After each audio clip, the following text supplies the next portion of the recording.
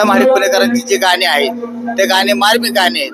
लंगड मारते टंगड, रेडा देतोय दार, बाप्या का बाई, हायब्रिड ज्वारी, हे असे जर गाणे त्यांचे मन लावून जर ऐकलं तर ते गाण्यामध्ये काहीतरी अर्थ आहे आणि ते गाणे नक्कीच माणसांना सुधरवण्याजोगे गाणे आहेत। पण लोक त्याचा काही अर्थ समजून घेत नाहीत। ते गाणं जरी चाललं तर लोक सांगतात का गाणं बंद करा, आम्हाला दुसरं गाणं लावा।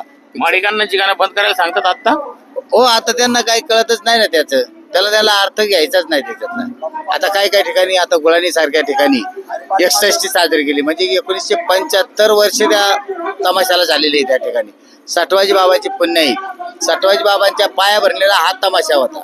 तेव्हापासून ते आज तागायत म्हणजे 1925 पर्यंत, 2025 पर्यंत हा तमाशाची परंपरा त्या गावाने टिकून ठेवली।